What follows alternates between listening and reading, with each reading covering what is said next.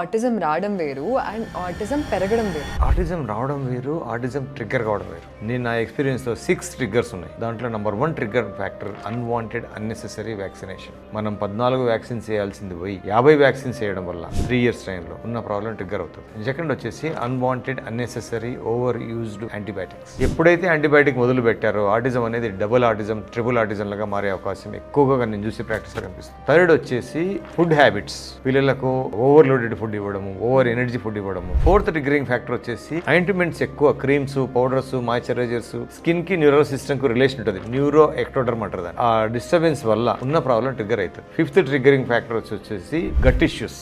Constipation problem కానివ్వండి, loose motions problem కానివ్వండి, పిల్లలకు వామిటింగ్స్ ప్రాబ్లం కానివ్వండి. ఈ గట్ ఇష్యూస్ అనేది one of the major triggering factor. Sixth problem వచ్చేసి అన్వాంటెడ్ మెడిసిన్స్. ఎక్కువ విటమిన్ టాబ్లెట్స్ ఇవ్వడము, ఎక్కువ సప్లిమెంట్స్ ఇవ్వడము. బాడీ నేచురల్ సిస్టమ్ డెవలప్ చేసుకోనీయకుండా మనం మెడిసిన్స్ తోటి వాళ్ళని డిస్టర్బ్ చేసి ఉన్న ప్రాబ్లం ట్రిగ్గర్ అవుతుంది.